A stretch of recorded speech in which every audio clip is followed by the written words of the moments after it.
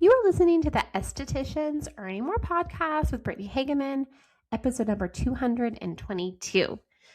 Happy Monday. Welcome back. I'm so excited to share with you today's episode, which is a conversation that I had with my friend and spa owner coach and podcaster and YouTuber and just all around gem of a human being, Amanda Luisa. She has been in the spa industry for over 8 years, founded the Beach House in Peoria, Illinois, to create a sanctuary for efficient self-care and peace. She absolutely loves a simplified beauty routine, but her passion lies in helping her team develop their skills to better help the community on a larger scale that she's at. Her specialties include acne, waxing, and lashes. Her core values for her business is to be safe, be kind, be reliable, and be open. And lastly is family first. I have so many things to say about Amanda, mostly besides being just such a sweet and kind and loving and lovely person. She is such a smart business person. She's created so many spreadsheets to help me with my skincare business. She also has her own skincare line. She like my friends and clients that have worked with her to help build a team have nothing but amazing things to say about her, because the way she looks at business is so smart and she's so kind, which I think is hard to find. So if you are interested in hiring, look no further than Amanda and enjoy our conversation where she talks about how she did cosmetic services illegally before she went to school. Enjoy. Hi, Amanda. Hi. Welcome to the podcast. So good to be here, Brittany. I'm so excited to talk to you. Excited to talk to you. Yeah. Okay, so for the listeners who don't know you, tell us a little bit about you before we get into your whole story. Yeah, absolutely. So I'm Amanda, and I own a 3-room spa in central Illinois called the Beach House. I have a team of support staff and estheticians, and I love it. I love them. And I've been practicing as an esthetician for 9 years now, I think, and owning my own business since 2018. So like 7-ish years. But yeah, I'm a mom, I'm a wife, I'm a friend, a sister, daughter. So I'm human. And I am also just so excited to be here. And you and I met. Yeah, I am a coach. I am a podcast and a YouTube channel. Mm-hmm. Yes, I have 3 businesses. So I have the spa, I have a skincare line, and I coach people now too. And you are actually the person that really helped me, pushed me into that, because I had and still do a little bit have some imposter syndrome of who am I to do this? And you're like, Amanda, you are the person to do this. And I'm like, oh my gosh, is Brittany right? It's like WWBD. What would Brittany do? So here I am. Oh, you are just so cute. No, Amanda. So we did work together. How long ago was that? 1.5 years ago? Yeah, just about. And it's funny. So before I knew that you were a coach for other esthetician businesses, I knew you as an acne coach. And I was like, I need help. I had this extreme acne case, and you literally made me feel so confident and so good about it.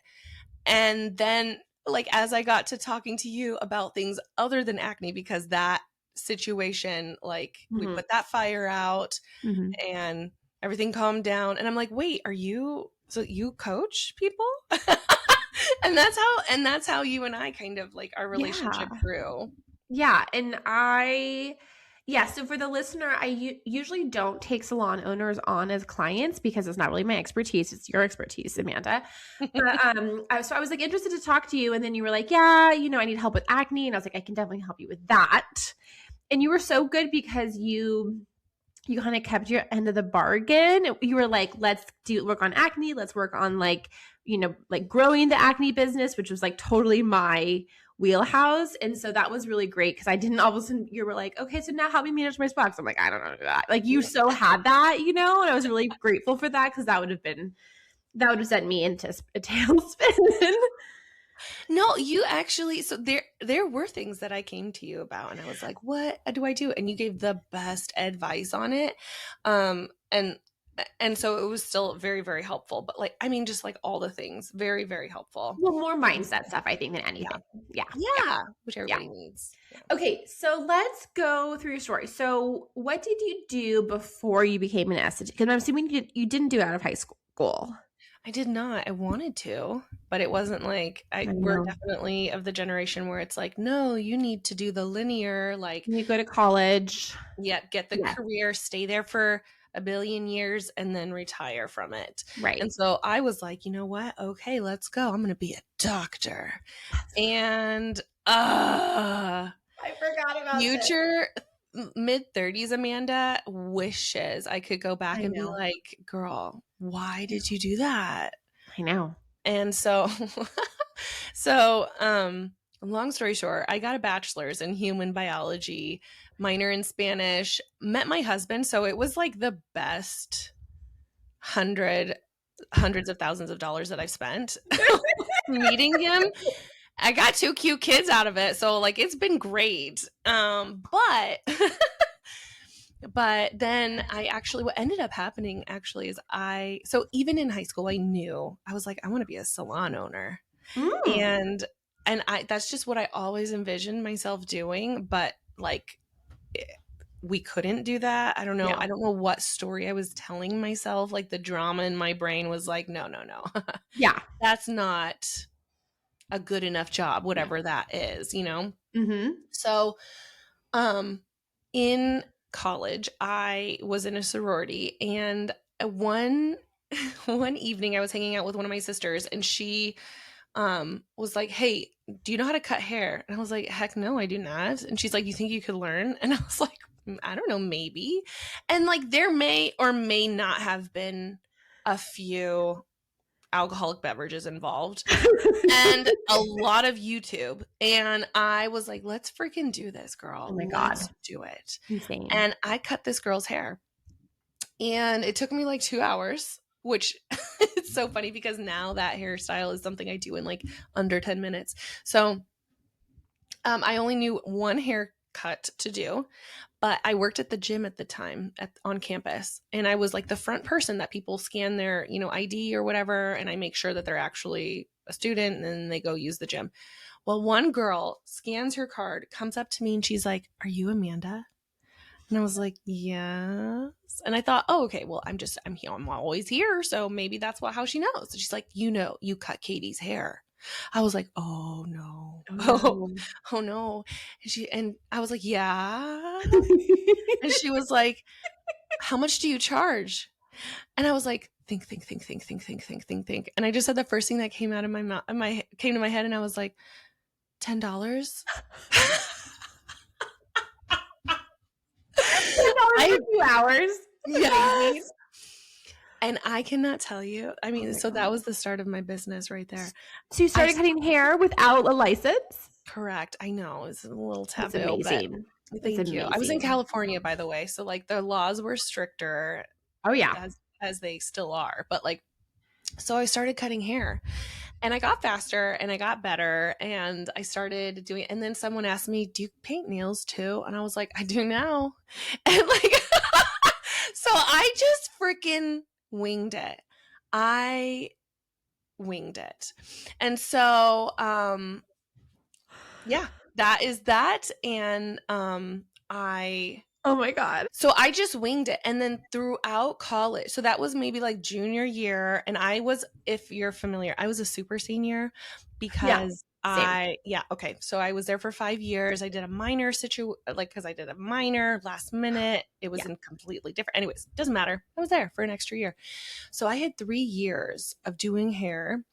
And it got to a point where I had 2 on-campus jobs. And I was cutting hair whenever I could. And or I shouldn't say cutting hair. I was waxing brows. I was doing nails. I was cutting hair. I was doing all the things, right? And that made me more money than both of my other 2 campus jobs combined. So I was like, what am I doing? What am I Where doing? were you doing it wherever they are? Where were you doing these at your house? Were you live in a dorm or where were you living? In this sorority house? So I lived, no, we don't, we, I went to UC Merced and it was, I don't even know if they have sorority houses yet.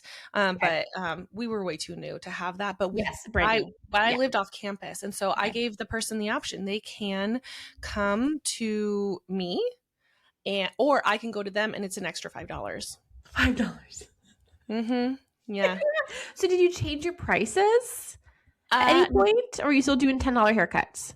not today. Don't ask me to cut your hair today. No, I'm just saying then. Did you raise your No. prices? It was just $10 haircuts. Oh, I did end up raising them to $20 because then I got a like random person who asked and I said I just decided one day I was like $20. Mm-hmm. So And then then I did, yeah, how much did you charge for nails? the same thing. It was like $20 for anything and everything. $20 Okay. brows, $20 It was it cash everything. only? Yes. Cash only. Yeah, I don't think Venmo was a thing back then. No. Well, what year was that? 2013. Okay. Okay. I'm a little bit older than you. Okay. So Venmo may have just started making I feel like it was just making a service. I remember 2013, like Venmoing some of my coworkers, but still, okay. Cash only. Yeah. Cash Okay. only. Yeah, I just did a cash only situation and then Yeah, I totally just like, against the law under the table. yes, for the record, do not do that. We are not recommending it. Definitely don't do that. Okay. So then so you graduated college, then what? I went straight into beauty school. I was like, what am I doing? What am Did I you go to doing? Cosmo or esthetician school? I went to Cosmo. Okay. I did cosmetology. The Okay. whole time I was like, I just want to wax people. I just want to wax people. Yeah, And you're a facials were waxer. like, yeah, I am a waxer, like through and Yeah. through. But I was like, I could get down and groovy with like a good facial, you know? And so, and I actually had regulars at the beauty school that would come in for facials from me. And I was like, but the thing is like in beauty school, I actually ended up teaching my fellow cause students. I ended up teaching them how to wax brows because they did not, because the teacher didn't know. You just don't know. They just don't know. They don't And know. I And you understand. knew from just learning on your own. Were you Correct. watching YouTube videos? How did you learn how to do? Okay. Oh yeah. I mean, there are some really incredible people out there on YouTube and especially nowadays, like you can learn anything from YouTube nowadays, you know? Sure. So yeah, I mean, but then brows, I just always got compliments on my brows throughout high school, throughout college. And I was Okay, like, I so you could naturally were a brow girl. naturally. Yeah. So then I Okay. just gave everyone the same exact shape, the same exact haircut, What was the haircut? it was just long layers. Long layers, like Yeah. So like I gave them a trim and then I Uh-huh. just gave them long layers and that's it. It was literally like a bloop, bloop, bloop, bloop, bloop. Yep. It was just really, but they liked it. they loved it. Oh, I had regulars. They came back and back and back. And they're like, Okay. how often should I come back? And I was like, I didn't know the answer. So I was like, I think once a month's good. I literally winged it. I was like, and then I left and Googled and I was like, you know what? I said once a month, but then giving it more thought. I was like, really? It's just whenever you need it. Like 1 month, 6 months. People will just come back though. That's the thing is people just will do what you say most of the time. Yeah, and they were so kind and so sweet and like trusted me and it gave me a lot of confidence. Uh-huh. And then I went into beauty school. I still to this day am the fastest person to have ever graduated.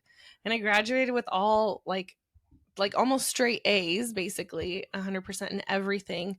But it's because the last 2 months of beauty school, my husband moved to, so I did this all in California. This is all in California so far.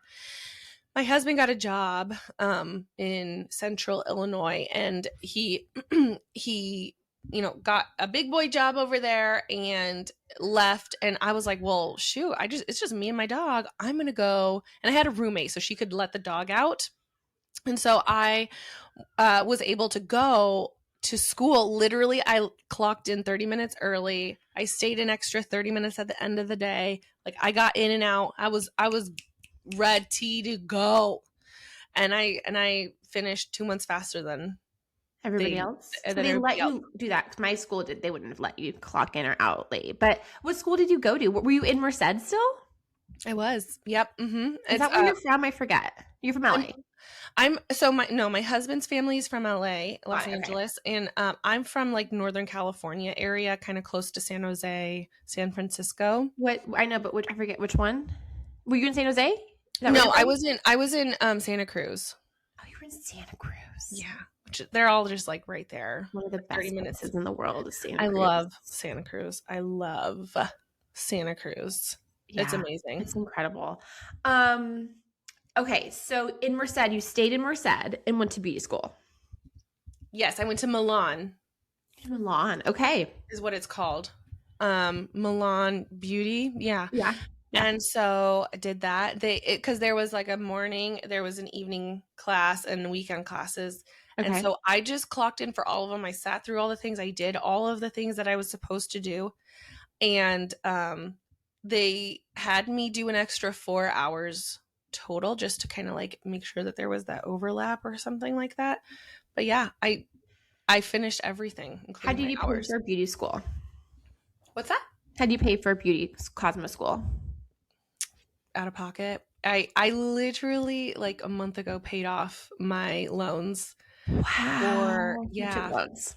yeah, so I had to do loans because I already had a bachelor's and they kind of saw that as like taking a step backwards, which is like it's so interesting because there are so many things that tell us, Yeah. right, that going to beauty school is like taking a step backwards. And I'm Oh like, yeah.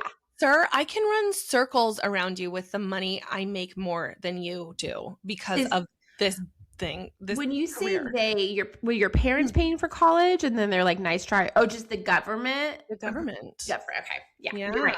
And it's really interesting. This is not at all related, but my husband is a pilot and he couldn't get an education loan for his flight school. Even though the education, I know people do it recreationally for sure, but his education is his that's his job today. Yeah. Yeah. The loan was like 25%. Oh, that's bad. Yeah. Yeah. No, We didn't that's end up rough. taking that. We had another route option we were really grateful for too. But anyways, it's insane. It's insane. So yeah. Okay. So you took loans and were you already married or no? No, not at that point. Nope. So moving across the country is a pretty big deal. So I definitely called my boyfriend, now husband, at the time. And I was like, hey, are we like in this for the long haul? Because before I drive myself, all my belongings and my dog across the country, I just want to know if like there's more to this than just a good time. You know what I mean? Yeah. And he's like, yeah, sure. Why not? I was like, you're right. Why not? We're just winging this thing. No, it was a very serious conversation of like, should I follow you? And actually, when I did arrive, he was like, I didn't actually expect you to like show up.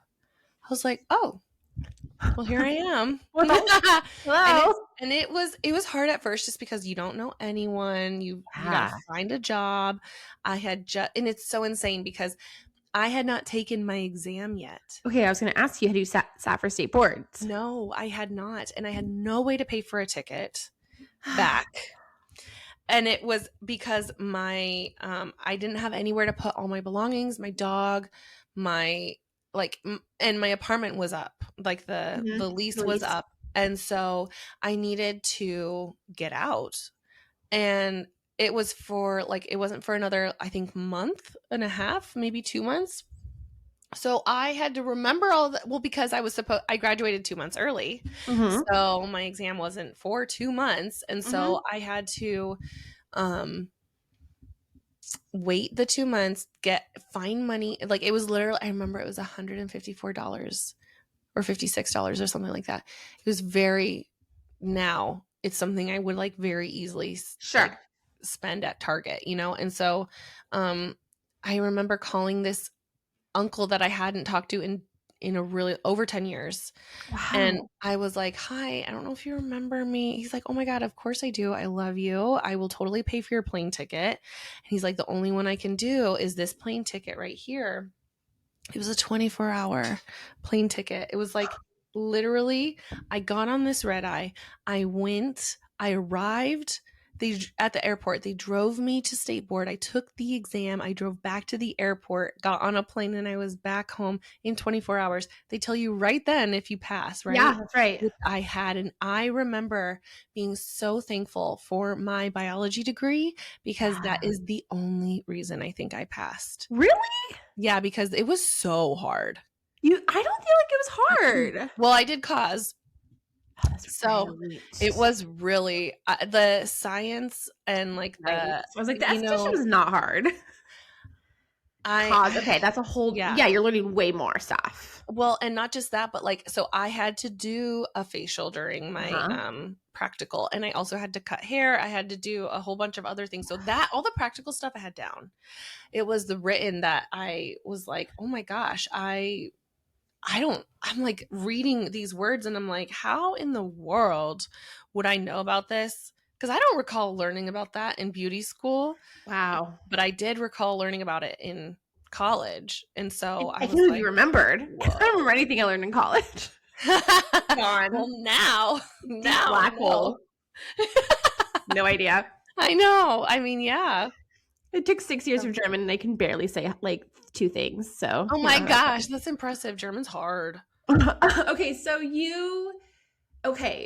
so you brought your kit. You made because with skateboard you have to have your kit, right? I rented one. Oh, you rented one. Okay, good. I was going to say that must have been so stressful to try to bring it all. Okay, so you rented a kit. They gave you your license, and then you went right back to Illinois. Then did you get licensed in Illinois?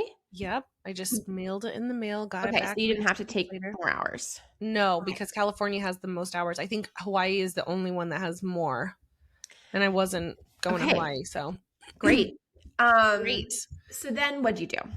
So then I, at the time, was working, I was working at Target. I forgot we both worked at Target. Yes. I was a GSTL, so guest service team lead. Yep. It was awful. People are so mean. Awful. Yep. Awful. And then I got a job at the same company that my husband worked at. Okay. And so I did with my bio degree. And I was like, oh, Lord, don't trust me with a pipette. Here we go. We're winging it again. We're doing our best. Bio degree is so hard. So hard. So hard. Were people, this is such a tangent, but were people sabotaging each other? Like in classes and labs and stuff? No. Okay, UC Berkeley, people would do that shit. Ew, that's awful. No, like I knew that because I knew it had so many friends. I went to school near UC Berkeley High School, so a lot of my friends went to UC Berkeley and were bio majors. Anyways, that's awful. No, that never happened. But the school was very new. Like the first, I was the 5th year of it being open. So like, I mean, I think that they were at that point accepting anyone that applied. Okay. And so, and so the people that were there, I think were extremely thankful to be there and they didn't want to do anything to jeopardize it. That was the sense that I got from a lot of the people around there. Okay. I was surrounded by, So, but UC Berkeley is like a super nice place. Anyway, so I took my exam. I got a couple, different jobs. And then I was like, what am I doing? This is what I want to be doing. First of all, I am not good at having a boss. Like, and why do you say that? Why do I say that? Because, now that I am a boss, I think it's just because I was too afraid to share my real feelings about how I was feeling about things at work. Mm-hmm. And so, now that I know what I now know about being a boss, I would probably have done a little bit better with having a boss because I would have been more vocal.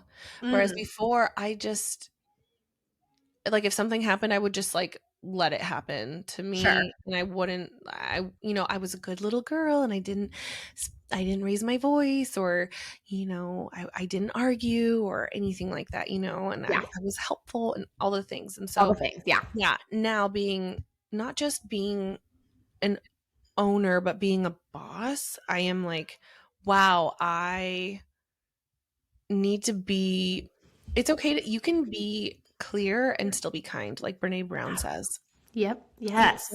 We love Brene figuring, and Brown. you actually helped me with the hardest employee that I ever dealt with, Nightmare. because yeah, she was stealing from me, and I was like, oh, but like maybe there's a reason. And you're like, No. Amanda, here's what you're going to do. You're going to march in there. I did. I did tell you what to do. You did, and I loved it. And I was like, thank God there's someone here to tell me. Tell her she needs to leave. Yeah. If she doesn't, you're going to call the police. And I did almost call the police. And I'm you had to, because so, she was going to freak out. I knew she was going to freak out. yeah. And Yeah. yeah. That's what years at Target will do to you. You know when you have to call the police. Yeah. And you kind of predict when someone's gonna be crazy. You're like, I'm just waiting to call the police. Like, you ready to go? Let's go. I'll call 911 right now. And I'm not that person that says like call the police, but when someone's acting crazy in a work environment, it becomes a safety issue for everyone around you, and like real things can happen. Yes. So like crazy shit can happen. So you need to, like, in a work environment, you need to be very cut and dry. Yep. Yeah. Yes. And I learned that. And I think that,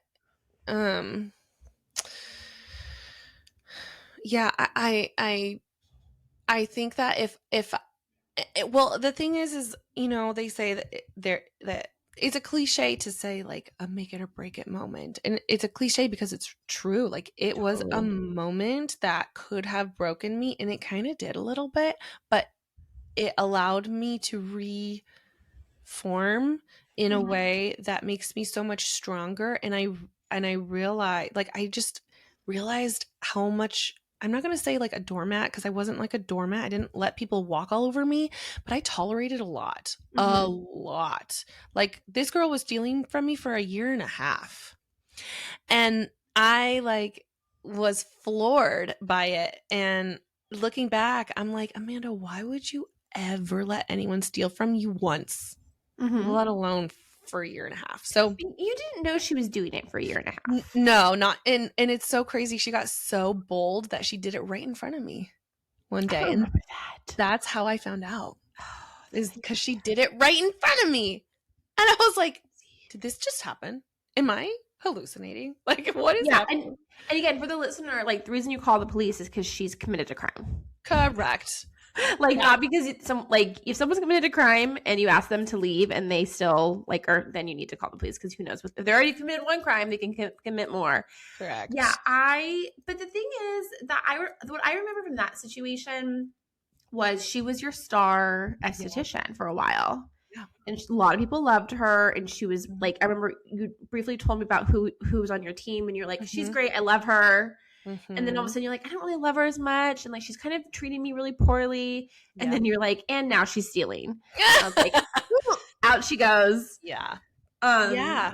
And yeah, it is a really, I mean, besides having kids, I would say owning a business, especially one with employees, is the biggest lesson in self development that I've ever been through. Like 1000%. And I mean, like, it is hard. Like, you have to figure out how to say things from a place of leadership and love. And sometimes they're hard things. And I feel like I've gotten much, much better at it. And I've definitely gotten the respect of my team, which is so, like, I'm so honored that they would trust me to lead them now. And I don't ever want to do anything to like lead them wrong. And I love bragging about how much they get to take. I mean, I don't say how much they take home, but I say, like, I pay my team well. You do. And it's because they work so freaking hard that they have like earned it. And I also do something that is kind of like, a lot of people are like, what, Amanda, how, like, that's so, I could never. But I share all my numbers with my team, 100%, every penny, because I want them to see. You Yeah. know, they know what their paycheck looks like, but do they know what the whole business paycheck looks like? Like, do they know what it costs every single month To run the to business. run this business? And so it's been very, and then it's so interesting. They'll ask questions, and I think if anything, it has given them more trust in me, Mm. and then also, if anything, it just makes them more comfortable having more serious conversations Yeah. around Yeah. That's things. really interesting. Yeah. Yeah, and yeah. Well, what's interesting is because sometimes I don't really talk to new business owners anymore for discovery calls for my business, but in the past I had talked to a bunch of newbies, and they really believed that they would just make so much money owning their own business. They work from someone else. They're like, this facial costs $200. What does it cost me $5 to do the facial? I just made basically $200. Like they don't have a concept of all the costs. And sometimes I would break it down, like, you're gonna make more Mhm. money staying where you are. And Mhm. you have to work so much harder being a business owner. And of course the money comes if you stick with it and you keep doing it, Yeah. but you're not gonna like be making the same amount of money. Like, it just, that expectation is not real. And so that's good for your employees, because like they wouldn't be like, well, I can just go out on my own and do that. Like, they could obviously, but they realize like it's not just sunshine and rainbows and Yeah, easy. and it is absolutely not. Like, I mean, my business has made me cry more times than anything else in my life at this point. Like, and it's because, I mean, there are so many things you have to work on your own things, like, 1000%. for me. And like, for example, I'll just be a little vulnerable here, and I have some abandonment issues from my childhood. And so when you get a team and you are like, I am working so hard to get you booked, to love on you hard, and then there's this constant fear of, oh my gosh, she's going to leave me, she's going to leave me, she's going to go.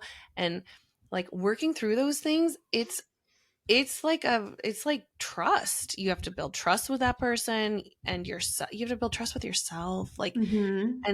and something I have learned from helping people grow their teams is that a lot of us don't have that trust in ourself.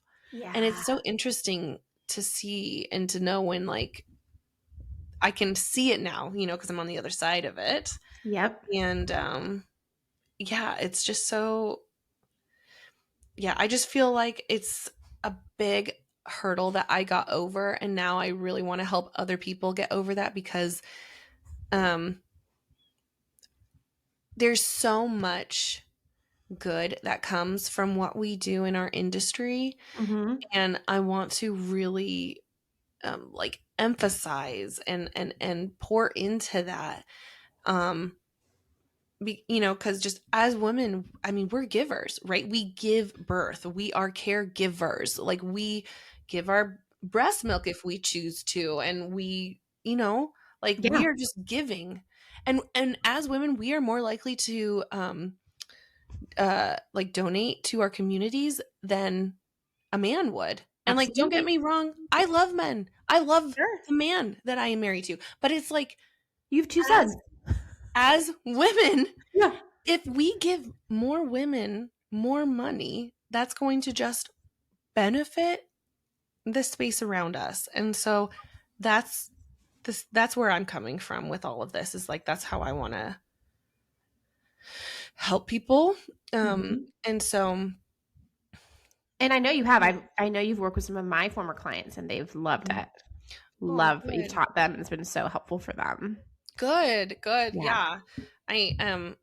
I I've helped. The one that I'm most proud of is, I helped one of your gals go on a maternity leave. Yeah, this And worked. so, yeah, Totally and worked. I just recently talked to her, and she's like, I Yeah. don't think I want to go back as I soon as think I she wanted changed her to. mind, I which was is like, really I love, funny. yeah. I was like, I Yeah. love this for you. Let's do it, girl. And so Yeah. and I've gone on 2 4-month maternities, Mm-hmm. still paid myself Mm-hmm. because I had a team, and it was like the best thing. ever. It was so nice. Yeah. And so yeah, it's everything is possible. I think it's just a matter of like knowing how to make it possible because it's so a lot of people it's not that we don't talk about it, but it's more just that it it's not common practice or common knowledge. And Yeah. it's nice to have someone who's done it to be like, "Oh, you do XYZ, ABC, 1, 2, 3, then Yeah. that's it." Okay, I want to go back to that, but I want to finish Yeah. your story. So, when Oh, yeah. did you get a job as an you got a job as an esthetician? Oh my gosh, yes, my story. Okay, yes, sorry. I Okay. Everyone always goes off, and I have to bring everyone back, so no problem. You're so So good. I always take notes too because I'm like, I don't want to miss what you're saying, but I also we need to finish the We circle. need to Okay, finish so the circle. Yes. So I ended up I had applied to a couple spas because I knew I wanted to do skincare and I was like, I'm gonna, I'm gonna do this. I applied to a couple places and um I got so frustrated because I thought I wanted to work at like spa A. And I walked in and I was like, hey, I applied here. I just wanted to see where my resume, if you got my resume. And it was just a bad experience and a bad vibe that they gave me where they were like, oh, and I'm so glad that they did not return, that application because it just was not a good space for me. And so I was upset in that moment because of that. That I was so upset that I actually walked into the spa that I was currently getting my Brazilians from. And I was like, I want to work here. I like almost threw a temper tantrum. I was like, I want to work here. I will literally sweep your floors. Like I just want to work here. And she was like, how are you with marketing? And I was like, I'm great. great, you winged it again. I winged it again. And I'm great. I'm good. I think I'm good. I think I'm great. And so like That's insane to me, and I I love it so I much. just was like, Sure, I can figure it out. I'm gonna figure it out. I'm going Yeah. to figure it out. And yeah, and so I met with her for coffee and I talked to her. She hired me to help her bring on her skincare line, Okay. which is how I got a lot of the information about my skincare line. Okay. And it helped me so much and I learned so much. And I ended up working as an esthetician. She trained me, she helped me.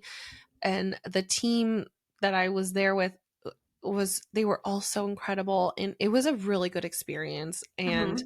And I loved it. And actually okay, this is crazy, the full circle moment. So I worked there for like a year and a half and then one of my coworkers was like, "Hey, I have this opportunity to get a room, but I can't get the room by myself. Would you want to share the room with me?" And I was like, "OMG.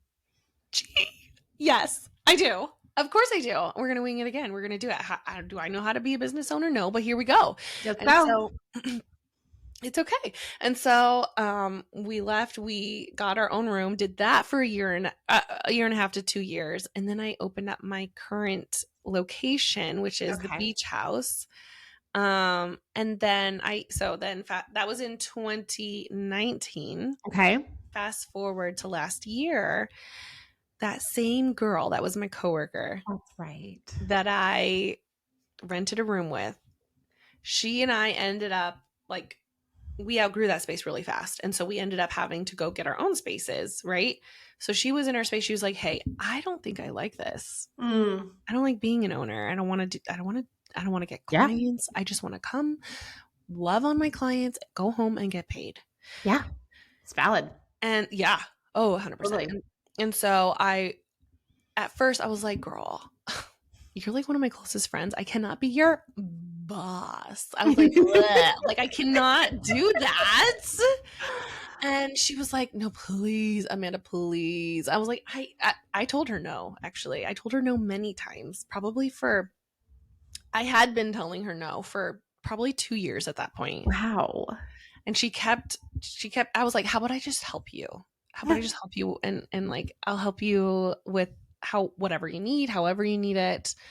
And so that's kind of how I like dipped my toes into helping, That's another right. spa with growing their clientele and growing their books.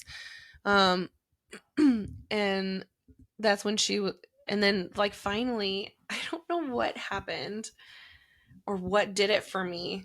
It was probably like a conversation with my hubby or something, because he is my sounding board with all these things. And I was like, she's like, at this point she's like, Amanda, please, I literally, like, I think I'm just gonna sell my business. And I was like, you can't do that. You're like the best esthetician I know. Like, you can't. It's like, she taught me everything I know about waxing. Like, she taught me Wow. everything. And so I was like, Megan, you can't not be an esthetician. And she's like, well, I'm not going to own this business anymore. I was like, okay, fine. You can come work for me, but don't call me your boss, because that's just weird. She's like, all right, head starfish. Or like Captain Mermaid. Or I was like, oh, because it's the beach house, right? And I was like, Yeah. all right, fine. I will answer to that and only that. And so anyway, so it's just like our running joke. But Head starfish. she's like she is the it's been incredible, long story short. Yeah. So like, yeah. I was so scared, and I just told her, I was like open and honest. I was like, oh my God, I don't think I can be your boss. And so I was like, let's just try it out. Yeah. And it's been fantastic. Like, Good. she even told me, she's like, Amanda, I've never been so happy in my life. I was like, oh my God, that's amazing. I'm so glad. And so it's been really awesome. And so, yeah, that's just kind of, and that's how we got to today. And I hired her and another esthetician that didn't want to be an owner. That's right. The same. It was like a year ago. Yeah. I hired them on at the same time. And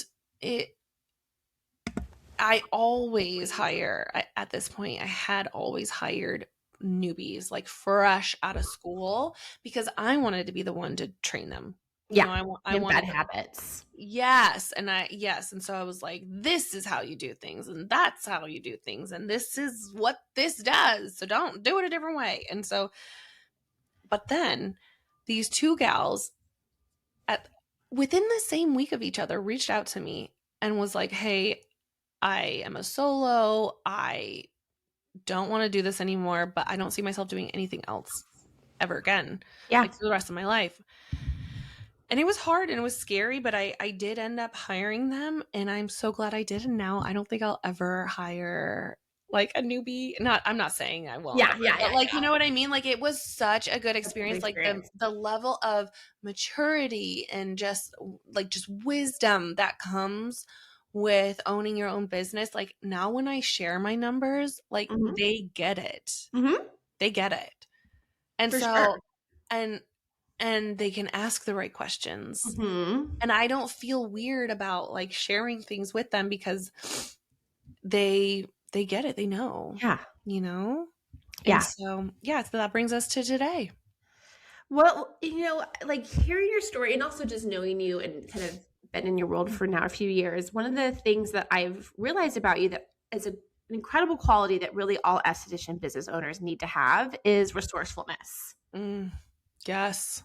Oh, yeah. Like, that is a through line in your story. You're like, I don't know how to do this, but I'm going to figure it out. I'm either going to go on YouTube, I'm going to get this education, I'm going to figure it out, and then I'm going to do it. Yeah. How and perseverance there too. How do you, like, how have you dealt with like in your business, like with whether it's the person stealing from you or just when you were new and building, like I know so many esthetician business owners who are really trying to go to the next level in their business get so discouraged by the bumps in the road. Yeah. How have you handled that? That is such a good question. So I have found, both in my own business and when helping other spa owners, I have found that a lot of the bumps tend to be financially related. Yeah. So, and like, I'm in the camp of money doesn't buy happiness, but it buys a lot of things that make me happy. Yeah. And like, and so, yeah. And so money gives you choices. Yeah. Money gives you choices. And so when you know, like for example, when I did have to fire my lead esthetician, I mean, a lot of the clients that she saw ended up following her. That's right. And so we lost a lot of revenue, but I had an emergency fund already built up. Yeah. And so that is kind of one of the things. But there's this, I am actually in the last 6 months with the clients that I've been talking to in the last 6 months, I have come to realize, and this is something I'm just uh, like kind of figuring out. So you might actually be able to confirm this or not, but I'm finding that there is a huge stress, like financial stressor of of debt Oh, that yeah. people are like silently suffering with. Oh, sure. Of course. Like I have this incredible client. She is such a hard worker. Her profit, she has a team, and my philosophy is that when you have a team that you are at a 20, like a 15 to 20% profit margin. Hmm. Her profit margin is 17%, Wow. which is really good. And or it's like, actually I think it's more than that now. But because she has so much debt, she's not able to pay herself Hmm. because all that needs to go Goes to towards that. paying off the Hmm. debt. And Yeah. so the bumps in the road, I think, are they're very normal, but I also feel like they are a reflection of what you're allowing in your life, right? So for me, when I had that lead SD that was she was disrespectful to me, and I was allowing her to talk to me that way. So then she thought she had permission to be disrespectful to my business, Hmm. taking things that weren't hers. Hmm. So I I was allowing that behavior, Hmm. almost enabling it, you could argue, because I was allowing her to talk to me that way. Hmm. And so when those bumps come along, I almost want to challenge, and I do this for myself. I like to like gently challenge myself or someone to kind of just sit and think, what am I allowing to happen? How did I allow this to happen? Hmm. And not in a shameful way, not in a way that's like meant to be like, oh, you failed. But Right. it's like, ooh, this is a cool puzzle. Like, let's Yes. solve this. Challenge Yes. accepted. And coming at it like with excitement. Like, oh, this is a great opportunity. That's exactly right. It's incredible. And it's honestly, once I realized, like, oh my gosh, I'm not feeling like, how cool is this that I get to now have an area that I get to like dig into? Yeah. And it inspires incredible conversations with like my peers in the industry, with my friends, when I get my like, when we all get together and we have dinner together and they're like, oh, what's new and good in your world? And I'm like, oh, well, I'm solving this problem. And it's so nice to like share it with other people, because then they get to Hmm. help you, and helping someone is such a wonderful gift to give. Hmm. And to receive that too is like such, that is also, something that I had to work on, is like learning how to receive the Yep. help and the advice, and so I But I think that's think what I what would like say. one of the things like for someone who maybe isn't a spa owner who doesn't relate to the same things, but one of the thing that you mentioned that I think is for everyone, whether you're solo or not, the cough just never wants to go away. Is that you are self-reflective. Oh yeah. You are willing to look at yourself without putting yourself down and Mhm. figure out what is actually going on. So you're not in a shame cycle of like, it doesn't like, this hasn't worked. So that means I am wrong. That means I am bad. I'm not good at it. There's no point. I'm not going to do anything. I'm just going to like sit in my sadness and blame myself for all the things that are happening that I don't like. You're like, okay, this didn't work. I'm going to feel sad. I'm going to feel frustrated. I'm going to cry a couple tears or more. And what of this can I change to make it better in the future, better right now? What did I miss that how it happened to be? Like you're very inquisitive of the situation. Mhm. You have that curiosity, which I think curiosity is such an important skill in business. Mhm. and you're not bringing shame to it. Like you were so easy to coach because I could really push you without knowing I was going to create a shame cycle. Because some people, when you coach them, if you push them, they go into shame. And it's not a fault of their own. It just is how, usually from like a past trauma in their life, they've always been shamed. And so you have to be really careful not to push people into a shame cycle because then they can't get out of it. But you won't go into a shame cycle. You're like, no, I'm going to figure out what I own, but I'm also not going to like let it eat me alive. It used to eat me alive. Yeah. How did you learn not to? Oh gosh. Therapy? Lots of therapy.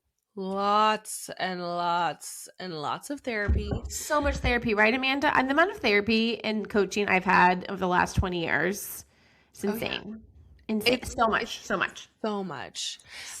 You know what actually helped me is learning about neuroplasticity. Have you ever? Yeah. Talk about it for the listener. Yeah. Okay. So think about your brain as like having a bunch of branches in it, right? And these branches, they connect to each other with neurons, right? So you're creating connections of your neurons together. And some of the branches are really, really big and thick. So it's easy for you to flow through them from one to the other. But think of that as like the things you learned in your childhood, right? So like whenever someone tells you, like for example, in my childhood, whenever someone said good for you, it was like, oh, good for you. Oh, interesting. Good for you. Wow. Like, you know what I mean? Yeah. Like, oh, there was a lot of negativity that came behind that saying. So when someone told me that, like when someone was genuinely like, oh my God, good for you. This is so good. And like, I heard it and I took it. I went down that it's so easy to go down that regular path that your brain is constantly, and like our brains are so efficient. They will literally shut down everything except for the bare minimum. And part of that is those very, very easy neural connections in your brain. Right. And so neuroplasticity is when you create a new branch from the original neuron to a brand new neuron. But that branch is a little baby one. It's a little baby branch. And it doesn't want to go that way. It's little. It's so little. It's fragile. Yeah. And it's kind of like loosey-goosey a little bit, you know? And so you walk on that neuron, let's say, to like create the image in your head, you know, you're walking on this tiny little string of a neuron. It's hard. It's like you got to keep your balance. You're like looking around like, oh my gosh, like is anything going to jump out at me? Like is something going to pull me down into the abyss? Or like whatever. Whereas the original neuron that's big and thick and safe and secure and it just makes sense and it feels so comfortable and safe, that is not where you want to go. You don't want you're training your brain to be like, that's actually not a healthy way to handle something anymore. Right.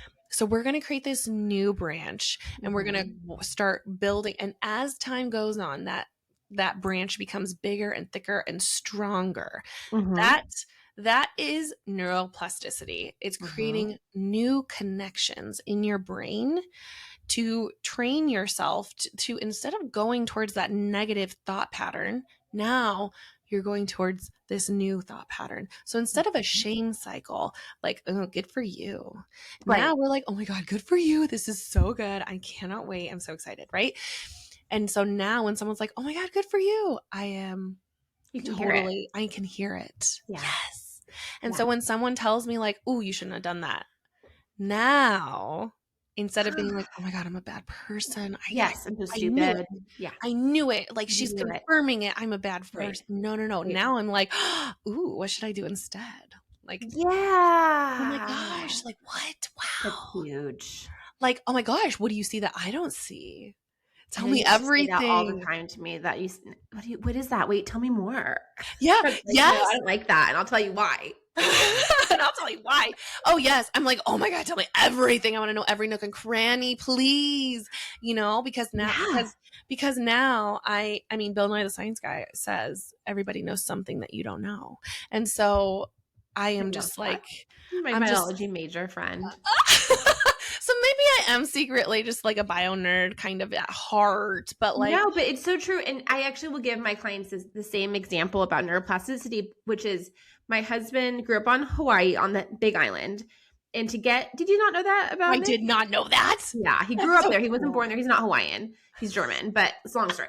So, anyways, to get around from one side from Hilo to Kona, which is like the two big cities on the Big Island, there's this long road to go on the outside of the island, and it's crickety and it takes forever, and that's how it's always been. So that's the original. Like if we're talking about neuroplasticity, like that's the original neuron, right? Mm-hmm. It's very, like everyone, that's how you get around the island, right? And then they decided they were going to build a road down the middle of the island, so it would be faster. Yes. But it took years to build that road because they had to dig out a road, which even in modern times does not happen in like a day. It happens in, like, they're doing construction on one of the roads here. It's been a year already, and they have like at least another year left. And like, it's a lot of work to dig out a road. Yeah. And to pave it and to all the things. And so I think like that's the journaling, that's the coaching. Like, we're digging out a new thought and a new idea. And if you don't consistently do it, you're just going to, like, they could have halfway done the road and been like, this is too much work. We're just going to go back around the island. Yes. And so you just have to actively choose, like, yes, it's a lot of work to dig out this road, but the road's been digged out, it has been dug out. And now you can just right through. And I'm sure some people still go around the other one, whatever. But that's the road that's a better road. Mm-hmm. It's way faster. It's like half the time. Mm-hmm. It's a better road. So like, this is the same thing with your brain. If you're going to try to have a new thought pattern, new perspective, you have to dig out that road. Yeah. And it is not easy. It's not over. There's going to be obstacles digging out that road. You're going to go to dig something, and then like the power, they were digging out the road near me, and they like knocked the power line down, and it was like out for like, the road was like closed for like 4 days, and like, crazy things happen, right? Whoa, yeah. And when you're doing construction, like, this kind of stuff can happen. And so it's the same thing with our brains, and we just have to have that same kind of empathy and understanding and perseverance. Mm-hmm.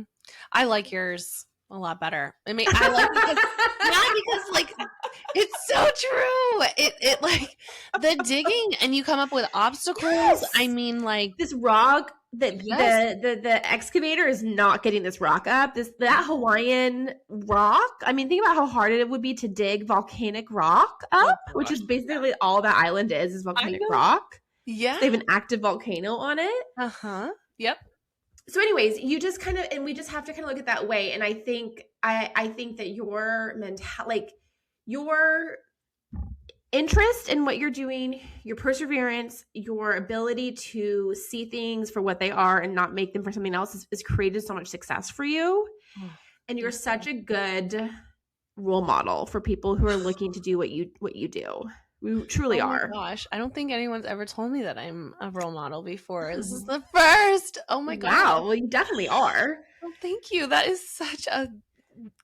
is probably one of the best compliments I've ever received. Thank you. You're so welcome. But it's true. And it's like, if you work with Amanda, she gives you the spreadsheets. She can help you break it. She loves herself a spreadsheet. I love Amanda's spreadsheets. They're so good. And they're color coded. And they're all, and it's like, okay, from this, you should be making this much money. And she's just like so smart. So if you are looking to hire, I highly recommend Amanda. To talk to her, you can do a free discovery call. I'll have her website in the show notes. Anything else? No, I mean, a lot of times, a lot of people are not even sure if it's the right time to hire. And so, I mean, if you're feeling overwhelmed with anything, for the listener, for whoever's listening, if you feel overwhelmed by anything, even if it's just to like see if maybe there's something that you can like eliminate or take off your plate, or like make things easier, I can help with that too. Yeah. And just make things, I mean, like, this career should be fun. And if you're not having fun, then let's fix that. Tell us the name of your podcast, because that also talks about like the way you look at business. Yes. Okay. So it's called Bougie and Boring. and Bougie and Boring podcast. Bougie and Boring, a spa business podcast. Yep, because I think business should be bougie, but it should be boring. Predictable, but you should be making some Predictable. money. That's right. Making money is so bougie. But yeah, like we and don't want also running a business is so boring. it's so boring. It's really boring, and sometimes it can be high maintenance. Like, and I don't want a high maintenance business. I want to be paid well. I want to have fun. I want to love the people that I see, clients or employees. And yeah, so like there's no need to have a high maintenance business. Like if it's sucking things out of you, that's not a way to live. Something needs to change. Yeah. Something does need to change. Yeah. Yeah. Bougie Well, boring. I know we're out of time. I'm sure you have to run, but I so appreciate you coming on. Thanks for having me. I loved it so much. It's always good to talk to you, Brittany. So good to talk to you. Okay.